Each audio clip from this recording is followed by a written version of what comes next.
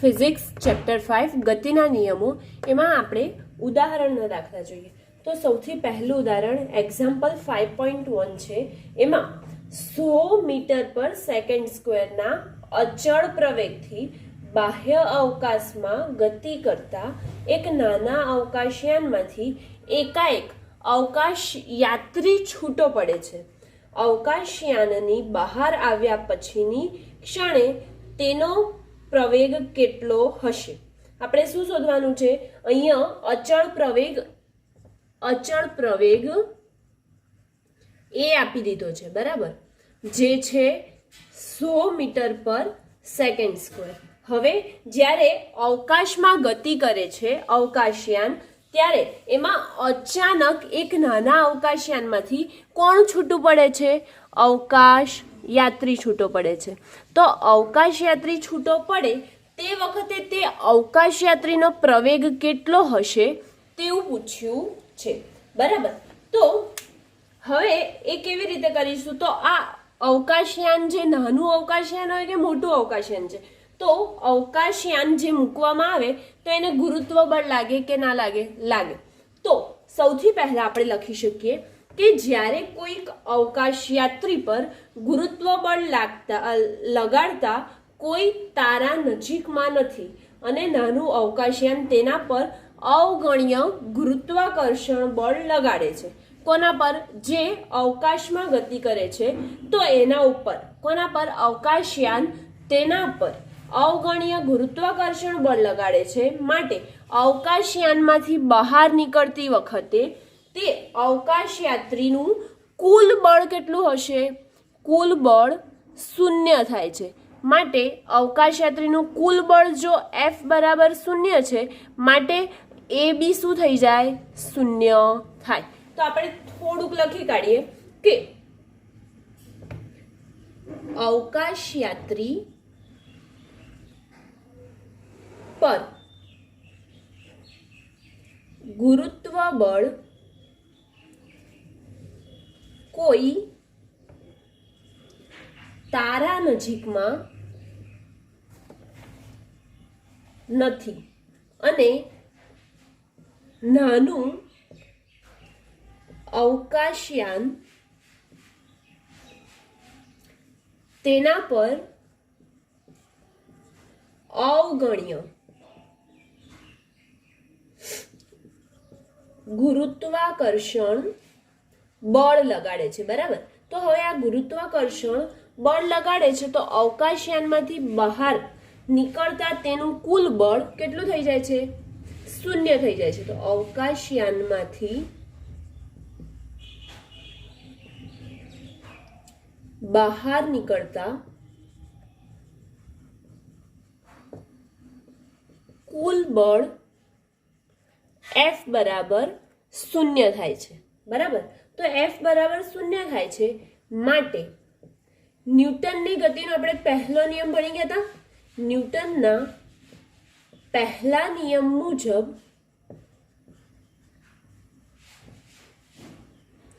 પ્રવેગ એ પણ કેટલું થાય છે? 0 થાય છે.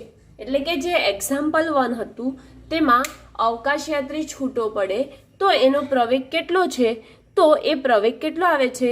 એ બરાબર 0 આવે છે. એટલે કે પ્રવેગ 0 મળે છે. એક્ઝામ્પલ 1 અહીંયા કમ્પ્લીટ થાય છે. ઉદાહરણ 5.2 જોઈએ.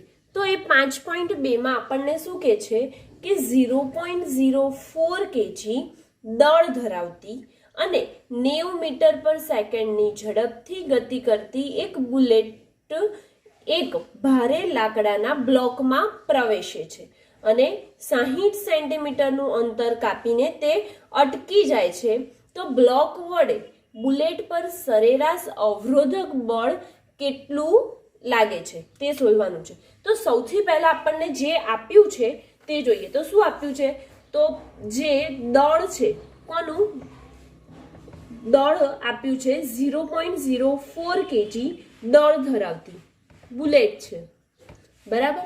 અને તે કેટલા વેગથી ગતિ કરે છે? તો 90 મીટર પર સેકન્ડની ઝડપથી ગતિ કરે છે. એટલે કે તેની પ્રારંભિક ઝડપ કેટલી થઈ જશે? 90 મીટર પર સેકન્ડ. ત્યારબાદ એ બુલેટ એક લાકડાના ભારે બ્લોકમાં પ્રવેશે.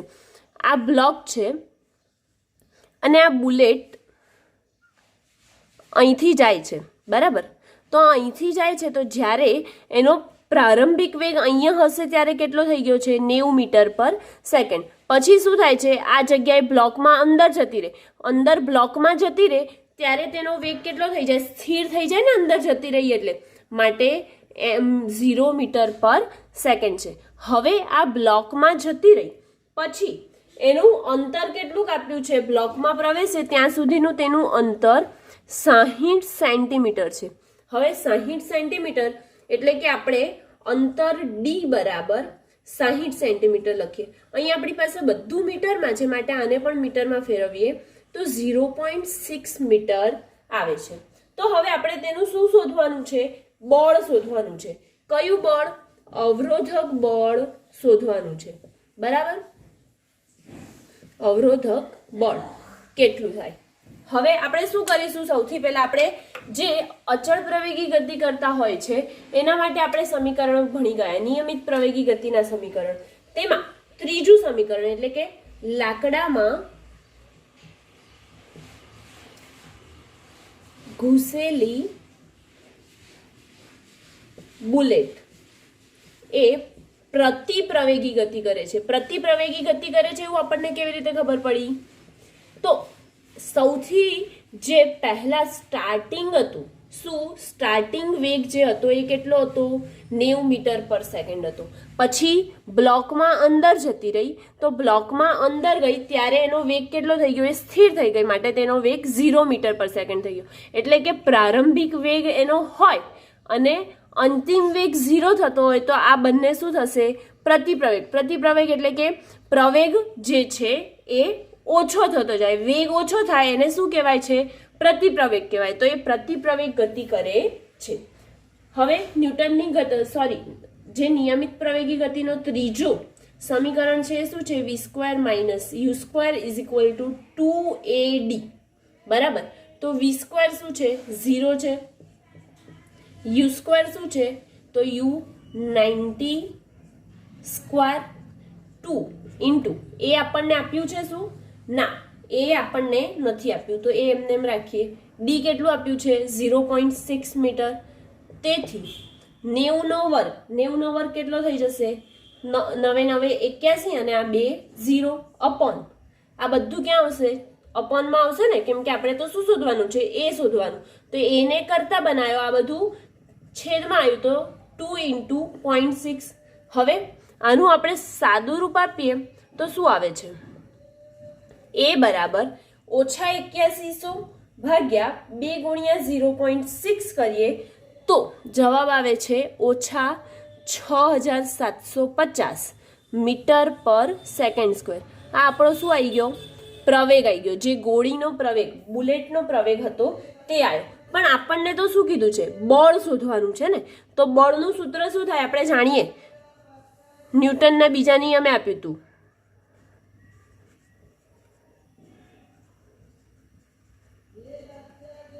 શું થાય બળનું સૂત્ર? F બરાબર ma. m કેટલું છે? માસ 0.04 kg અને a એસેલરેશન પ્રવેગ કેટલો છે? 6750. હવે આ માઇનસની નિશાની આપણે કીધું હતું કે પ્રતિપ્રવેગ આવે તો માઇનસની નિશાની બતાવી આપણે, બરાબર. 6750 જે પ્રતિપ્રવેગ આવ્યો છે. હવે આ બંનેનો ગુણાકાર કરીએ 0.04 ઇન્ટુ 6750 એટલે આવે છે કે 270 ન્યૂટન.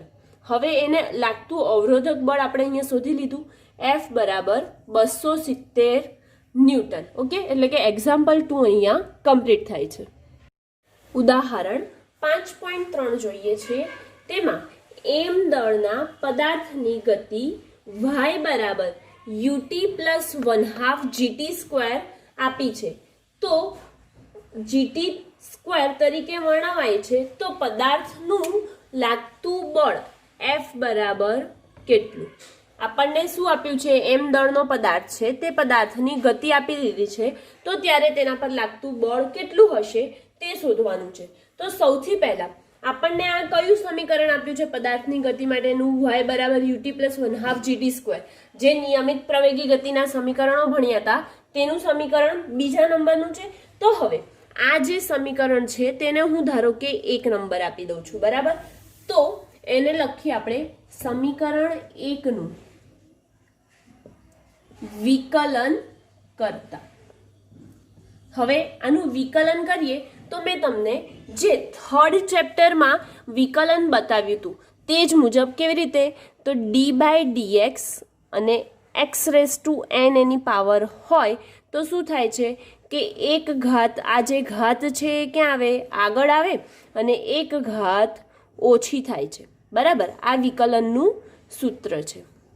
હવે આપણે અહીંયા વિકલન કરીએ કોનું, સમીકરણ 1 નું. તો આનું સમીકરણ 1 નું વિકલન કરતા કોની સાપેક્ષે, તો t ની સાપેક્ષે, t ની સાપેક્ષે વિકલન કરતા, બરાબર. તો હવે વિકલન કરીએ છીએ. સૌથી પહેલા y છે એનું t ની સાપેક્ષે એટલે શું થઈ જશે, dy/dt. dy/dt is equal to ut, u અને t ની કેટલી ઘાત છે, એક ઘાત છે. અહીંયા જોઈએ આપણે t ની એક ઘાત છે, આ એક ઘાત આગળ આવી તો t પર એક ઘાત ઓછી થઈ કે ના થઈ, એટલે કે જે હતી એમાં એક ઘાત ઓછી થઈ. તો t ની 0 ઘાત, કોઈની પણ 0 ઘાત હોય તો કેટલું આવે, એક જ આવશે, જે આગળ ઘાત આવી એટલું જ આવશે, એટલે કે એક આવી અહીંયા માટે એક, બરાબર. વત્તા 1/2 એમનું એમ, g પણ એમનો એમ. હવે t સ્ક્વેરનું આપણે વિકલન કરવાનું છે. તો t સ્ક્વેરનું વિકલન કરીએ તો આપણે અહીં ઘાત કેટલી છે, t નો વર્ગ. કેમ કે આપણે t ની સાપેક્ષે જ કરવાનું, માટે આપણે ખાલી t નું વિકલન કરીશું. હવે આ જે ઘાત છે એ ક્યાં આવે, આગળ આવે, તો અહીંયા ઘાત આગળ લખી અને એક ઘાત ઓછી થાય એટલે કે 2 - 1, તો 2t⁻1 થાય, બેમાંથી એક જાય તો એક, એટલે કે 2t થયું. આપણો જવાબ શું આવ્યો, 2t આવ્યો. તો અહીંયા લખીએ 2t. ઓકે. હવે આ 2t આવ્યો તો 2 2 કટ, તેથી dy/dt બરાબર u પ્લસ gt. ઓકે. હવે dy/dt આપણે તાત્ક્ષણિક પ્રવેગ જે ભણ્યા હતા, તાત્ક્ષણિક વેગ ભણ્યા હતા, એમાં dx/dt લખતા હતા, યાદ છે. એટલે કે તેનું સ્થાન, ડિસ્પ્લેસમેન્ટ, સ્થાનાંતર એના છેદમાં સમય હતો, બરાબર. તો આ પણ કોઈ સ્થાન છે, y લીધું છે આપણે, x ની જગ્યાએ y લીધું છે. તો અહીંયા પણ આપણે dx/dt બરાબર v લખતા હતા, તો અહીંયા dy/dt બરાબર v લખી શકીએ. માટે dy/dt બરાબર આપણે v મૂકીએ છીએ, બરાબર u પ્લસ gt. જે આને આપણે સમીકરણ આવ્યું અને બ્રેકેટમાં લખીએ અને અહીંયા કારણ લખી કાઢીએ કે dy/dt બરાબર આપણે શું લીધું છે, v લીધું છે, બરાબર. હવે આ જે સમીકરણ આવ્યું છે, ધારો કે આ સમીકરણ 2 છે, તો સમીકરણ 2 નું t ની સાપેક્ષે વિકલન કરતા. હવે આનું ફરીથી t ની સાપેક્ષે વિકલન કરીશું તો સૌથી પહેલા v નું વિકલન શું થઈ જશે, dv/dt, બરાબર. u નું t સાપેક્ષે વિકલન કરીશું તો u જોડે કોઈ t છે, t નથી, માટે અચળ પદનું વિકલન શું થાય, 0 થાય. માટે 0 પ્લસ g, t ની કેટલી પાવર હતી, 1 પાવર. t ની 1 પાવર આગળ આવે એટલે શું થઈ જાય, 1, અને t ની 1 ઓછા 1 એટલે 1 ગુણ્યા t ની 0 ઘાત. t ની 0 ઘાત એટલે શું થશે, 1 ગુણ્યા 1 એટલે આપણો જવાબ 1 આવે. તો અહીંયા શું લખીશું, 1. તેથી dv/dt,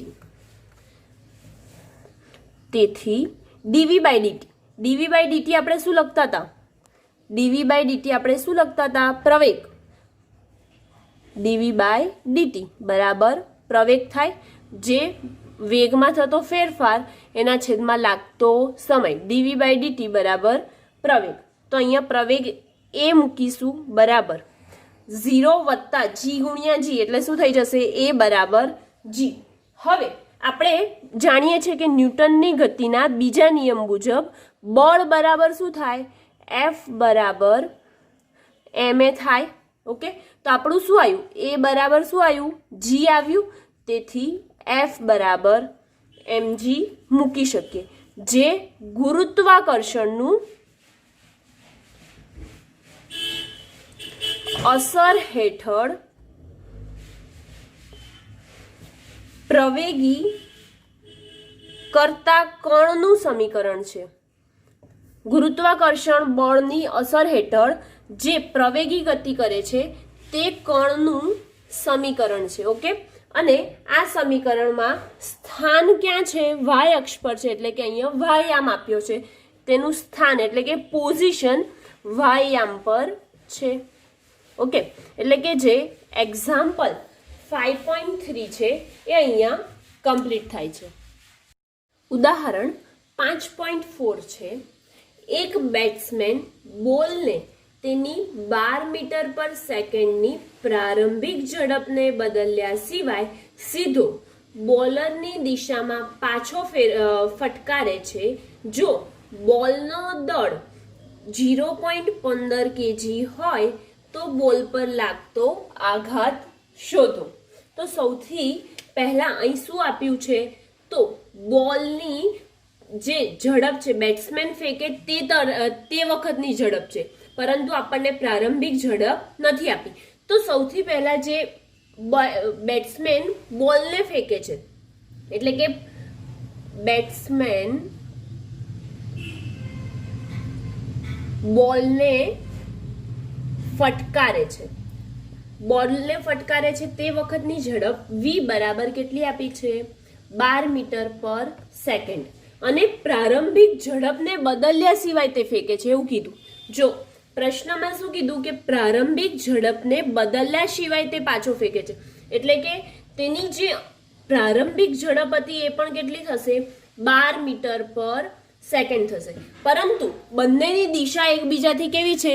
જ્યારે બેટ્સમેને આ બાજુથી ફેંક્યું હશે તો બોલર આ દિશામાંથી ફેંકશે. ઓકે, એટલે બંનેની દિશા વિરુદ્ધ છે, માટે તેનો પ્રારંભિક વેગ આપણે કેવો લઈ લઈએ? માઇનસમાં લઈ લઈએ. અને તે બોલનું દળ એટલે કે તેનું માસ આપ્યું છે 0.15 kg, અને તેના માટે આપણે બળનો આઘાત શોધવાનો છે. બળનો આઘાત કેટલો થાય? ઓકે, હવે આપણે સૌથી પહેલા એફ ડેલ્ટા ટી, બળનો આઘાત બરાબર શું લખતા હતા? બળનો આઘાત બરાબર વેગમાનમાં થતો ફેરફાર. ઓકે, એવું હતું.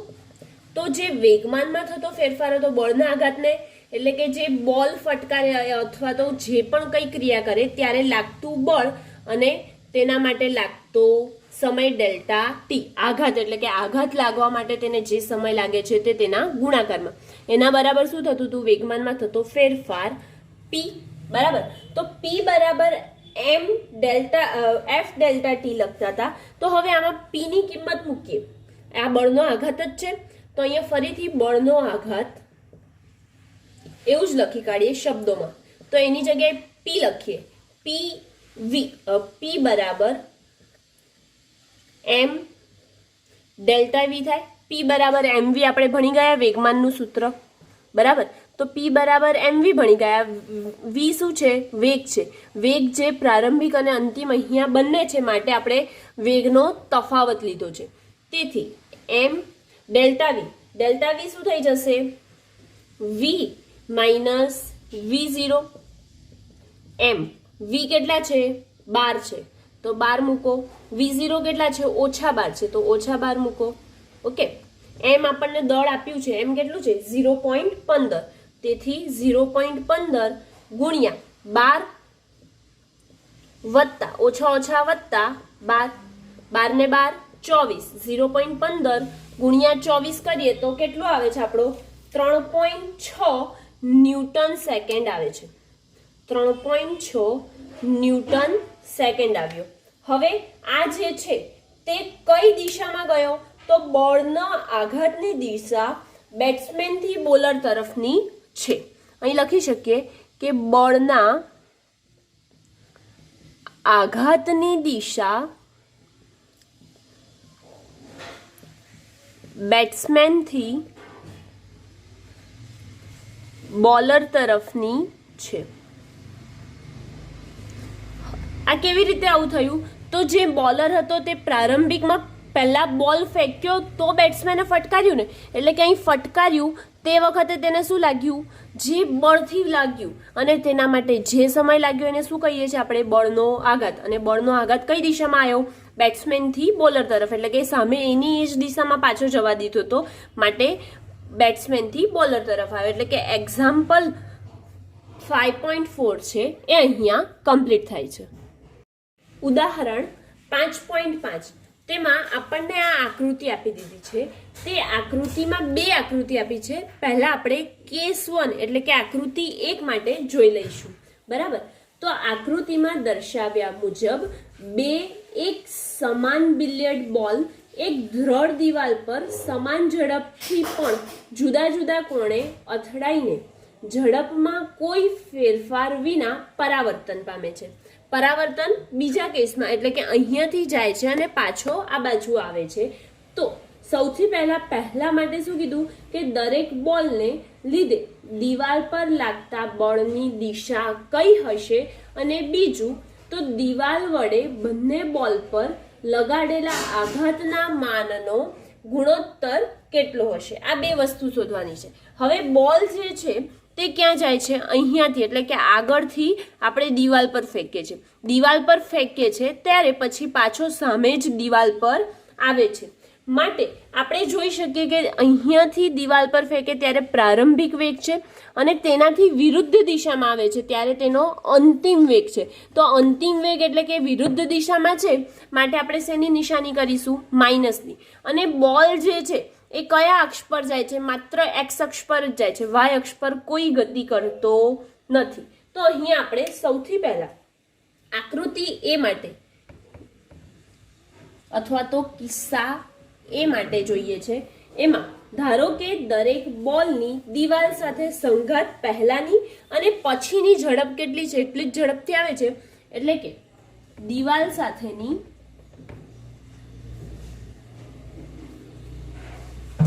સંઘાત પહેલાની અને પછીની ઝડપ u છે,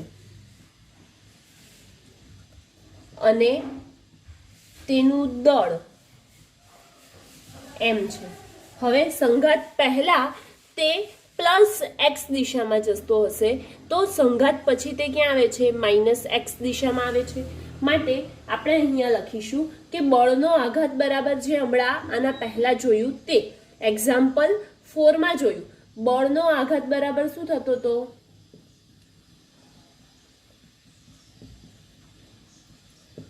વેગમાનમાં થતો ફેરફાર. આવું થતું હતું. બરાબર? તો બળનો આઘાત P બરાબર આપણે mv લખી શકીએ છીએ. તો mv લખી શકીએ તો કિસ્સા 1 માટે સૌથી પહેલા વેગમાનમાં x ઘટક લઈએ તો કેટલું થશે? વેગમાનનો x ઘટક, એમાં px પ્રારંભિક લઈએ છે. બે કરે છે ને, પહેલા અને પછી. તો px જે x દિશામાં કરે છે તો px i લઈએ, પ્રારંભિક ઇનિશિયલ કેટલું છે? mu. એવી જ રીતે વેગમાનમાં x ઘટક કઈ? અંતિમ દિશા માટે. તો અંતિમ દિશા માટે px જ આવશે, કેમ કે x દિશામાં જ આવે છે પાછો. તો x દિશામાં આવે એટલે કે ફાઇનલ લઈ લઈએ અંતિમ માટે. અને કેવી ગતિ કરે છે? વિરુદ્ધ દિશામાં, -x. આ દિશામાં ગતિ કરે છે એટલે કે -x ની દિશા થઈ, તો માટે -m × u. આપણે p બરાબર mv અહીંયા જ લખી કાઢ્યું, માટે v ની કિંમત u અહીંયા મૂકી દીધી, -mu. હવે વેગમાનનો y દિશામાંનો ઘટક. તો વેગમાનનો y ઘટક, અહીંયા y ઘટક શું થાય છે? py ઇનિશિયલ માટે જોઈએ તો y ઘટક પર જાય છે બોલ? ના, y ઘટક પર નથી જતો, માટે 0. તેવી જ રીતે વેગમાનનો y ઘટક જે છે pyf ફાઇનલ, એ પણ કેટલું થઈ જાય? અહીંયા પણ નથી જતો, માટે 0. બરાબર, એટલે કે વેગમાનના x ઘટક અને y ઘટક આપણે અહીંયા લખી કાઢ્યા. હવે બળનો આઘાત જે લાગે છે તે અંતિમ ઓછા પ્રારંભિક કરીને શોધવો પડશે.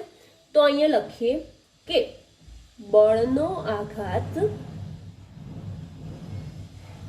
x ઘટક બરાબર px final minus px initial.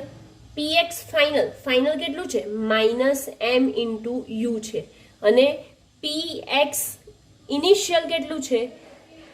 mu છે, પણ અહીં માઇનસની સાઇન છે માટે માઇનસ અને mu. કેટલો આવ્યો જવાબ? -2mu આવ્યો. બરાબર, તો 2mu અહીંયા લખ્યું આપણે. બળનો આઘાત x ઘટક માટે શોધ્યો. હવે y ઘટક માટે બળનો આઘાત જો જોઈએ તો કેટલા આવશે? અહીંયા આપણને જોઈને જ ખબર પડે, બંને 0 છે. તો બળનો આઘાત જો y ઘટક માટે લઈએ કેટલો આવે? 0 આવશે, કેમ કે ફાઇનલ અને ઇનિશિયલ બંને કેવું છે? 0 છે, માટે બળનો આઘાત y ઘટક માટે 0 આવશે. તો હવે આના ઉપરથી આપણે જોઈ શકીએ છીએ કે આ માઇનસની દિશા શું દર્શાવે છે? કે જે બોલ છે તે દિવાલ સાથે અથડાઈને પાછો તેની દિશામાં આગળ વધે છે, એટલે કે -x દિશામાં આગળ જાય છે તેવું જોયું આપણે. તો અહીં લખી શકીએ કે આઘાત અને બળ એક જ દિશામાં હોય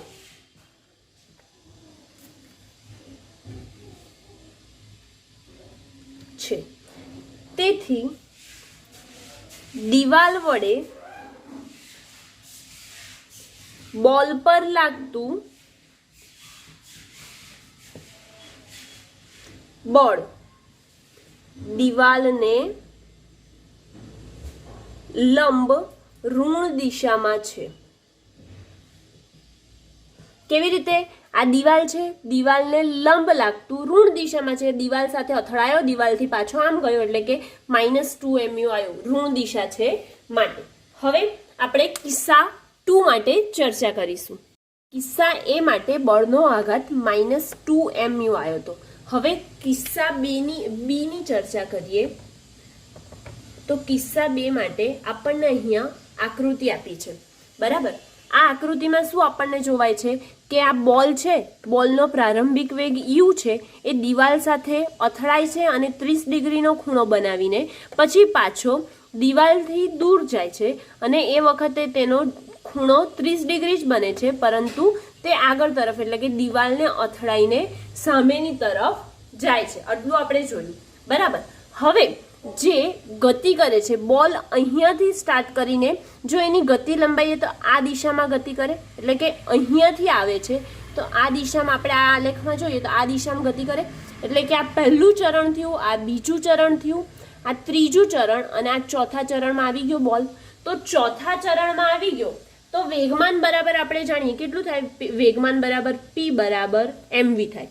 p બરાબર mv થાય જ્યારે આવી રીતે ખૂણો આપ્યો હોય છે ત્યારે આપણે શું કરતા હોઈએ છીએ કે x દિશામાંનો ઘટક અને y દિશામાંનો ઘટક આપણે લખવો પડે છે. તો અહીંયા આપણે આકૃતિમાં x દિશામાંનો ઘટકને શું લઈએ છીએ? cos થીટા લઈએ છીએ, જે ચેપ્ટર 4 માં જોયું હતું, અને y દિશામાંના ઘટકને sin થીટા લઈએ છીએ. તો અહીં શું થઈ જશે? x દિશામાંનો ઘટક mu cos થીટા, થીટા કેટલું છે? 30 છે, માટે 30. અને એવી જ રીતે શું આવશે? mu cos 30. ઓકે, હવે આ દિશામાં તો ઉપરવાળી દિશામાં જોઈએ તો બોલ અહીંયાથી આમ આવે છે ને. ઓકે, તો અહીંથી આમ ગયો, આમ આવ્યો, એટલે કે ઉપરથી આ પ્રારંભિક છે ને આ અંતિમ છે. તો અહીંયા કેટલું આવે છે? mu sin 30 આવે છે. તો આપણે અહીં લખી શકીએ કે mu sin 30. એવી જ રીતે આ જગ્યાએ પણ mu sin 30. ઓકે, હવે આ mu cos 30, આ પણ mu cos 30 અને આ mu sin 30 અને આ પણ mu sin 30. કેમ કે y દિશામાં છે અને આ x દિશામાં હોય તો cos 30. અને m ઇન્ટુ u કેમ આવ્યું? તો mv છે, જે વેગમાન છે તે એને આપણે શું લખીએ છીએ? mv માટે. તો હવે વેગમાનનો x ઘટક જોઈએ આપણે. તો x ઘટક અહીંયા છે વેગમાનનો એક્સ ઘટક, એ પણ કોના માટે? ઇનિશિયલ માટે જોઈએ છે. ઓકે, તો ઇનિશિયલ માટે વેગમાનનો એક્સ ઘટક ઇનિશિયલમાં કયા ચરણમાં છે? બીજા ચરણમાં છે. બરાબર, તો અહીંયા વેગમાનનો એમ યુ અને અહીંયા શું આવે? એક્સ દિશામાંનો ઘટક લઈએ તો cos 30 આવે છે, માટે cos 30. અને છેલ્લે ક્યાં પહોંચે છે? અહીંયા. એટલે કે જો એને આગળ લંબાઈએ તો કયા ચરણમાં આવી જાય છે? ચોથા ચરણમાં. તો વેગમાનનો એક્સ ઘટક કોના માટે? અંતિમ પોઝિશન માટે, એટલે કે PXF ફાઇનલ. તો ફાઇનલ જ્યારે આવે છે, તો ફાઇનલ આવે છે ત્યારે અહીંયા છે તો આ કેવો છે? માઇનસ આવશે.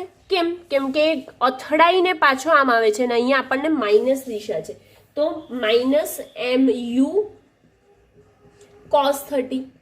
અથડાય છે તો પાછો અથડાઈને આમ જ આવે છે ને, કેમ કે અહીંથી અથડાયો તો પાછો આમ આવ્યો, એટલે કે દિશા આ બાજુની છે. પહેલા આમ જાય છે ધન x દિશામાં, પછી -x દિશામાં આવે, એટલે કે -MU cos 30. એવી જ રીતે વેગમાનનો y ઘટક જોઈએ તો વેગમાનનો y ઘટક py, અને કોના માટે? ઇનિશિયલ માટે જોઈએ તો આ ઇનિશિયલ માટે. ઇનિશિયલ માટે py i બરાબર શું થશે? એ બંને ક્યાં આવે છે? બોલ અહીંયાથી અહીં જાય છે, એટલે કે બંને દિશા કેવી છે? માઇનસ નીચે તરફની. માઇનસ વાય દિશાની છે ને નિશાની, નીચે તરફ આવે, આ દિશામાં આવે, એટલે કે માઇનસ વાયની નિશાની છે, માટે લખી શકીએ -MU sin 30. એવી જ રીતે વેગમાનનો y ઘટક PYF ફાઇનલ માટે -MU sin 30 થાય. ઓકે, આ સમીકરણ લખ્યા. હવે એક્સ ઘટક માટે આપણે શોધી લઈએ તફાવત, અને વાય ઘટક માટે તફાવત શોધી લઈએ, જે કિસ્સા એ માં કર્યું હતું એવી રીતે કિસ્સા બી માં. તો બળના આઘાતનો એક્સ ઘટક ફાઇનલ માઇનસ ઇનિશિયલ થશે, તો ફાઇનલ માઇનસ ઇનિશિયલ. ફાઇનલ કેટલું છે આપણું? PXF final -MU cos 30 minus PXI, એટલે કે -MU cos 30 જ છે I ઇનિશિયલ માટે. ઓકે, તો ટોટલ કેટલું થયું? -2MU cos 30. ઓકે, હવે y ઘટક માટે જોઈએ. બળનો આઘાત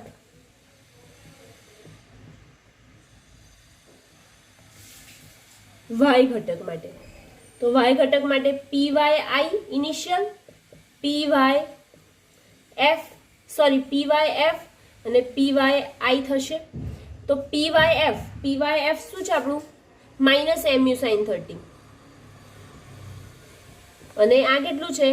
આ પણ minus MU sin 30, minus plus, તેથી -MU sin 30 minus plus MU sin 30. Final answer કેટલો આવ્યો? પ્લસ અને એકવાર માઇનસ, જવાબ કેટલો આવે? 0. ઓકે, તો આપણે એક્સ દિશામાં અને વાય દિશામાં બળનો આઘાત શોધ્યો હજી તો, અને આપણને શું કીધું હતું કે આ કઈ દિશામાં જાય છે? તો અહીંયાથી દિવાલ જોડે અથડાય છે અને અથડાઈને પછી તેની સંજ્ઞા બદલીને વાય દિશામાં જાય છે. બરાબર, સંજ્ઞા ઉલટાવીને, એટલે કે વાય દિશામાં જાય છે. હવે આપણને એમ કીધું છે બીજામાં, એટલે કે જે ક્વેશ્ચન છે એમાં બીજો પાર્ટ છે, એમાં કીધું દિવાલ વડે બંને બોલ પર લગાડેલા આઘાતના માનનો ગુણોત્તર કેટલો થશે?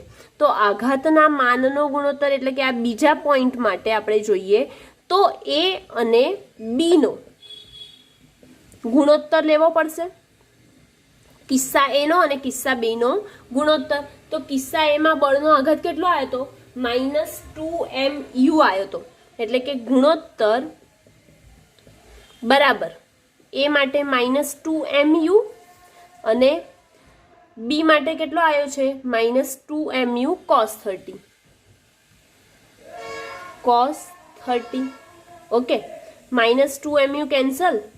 બરાબર, બચ્યું શું? 1/, cos 30. 1/, cos 30 થાય, શું થઈ જાય?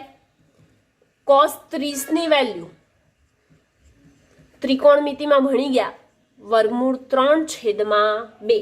તો અહીંયા લખીશું 1 છેદમાં વર્ગમૂળ 3 એના છેદમાં 2 થાય તો છેદનો છેદ ક્યાં જાય અંશમાં માટે 2 ઉપર આવશે એટલે કે આપણો જવાબ શું આવ્યા 2 છેદમાં વર્ગમૂળ 3 વર્ગમૂળ 3 ની કિંમત એપ્રોક્સિમેટલી આપણે જાણીએ કે 1.73 થાય છે વર્ગમૂળ 3 ની કિંમત આશરે 1.73 થાય તો આપણે લખી શકીએ કે આ રેશિયો જે છે 2/વર્ગમૂળ 3 છે તો આપણે નિયરલી ઇક્વલ ટુ 2/1 લખી શકીએ કે ના લખી શકીએ 1.73 કાઢી દઈએ તો 1 લખી શકીએ ને આમ એ અને બી નો ગુણોત્તર શોધ્યો અને જે તેમની દિશા હતી એ માટે કિસ્સા એ માટે અને કિસ્સા બી માટે તે આપણે શોધી એટલે કે એક્ઝામ્પલ 5 જે છે એ અહીંયા કમ્પ્લીટ થાય છે.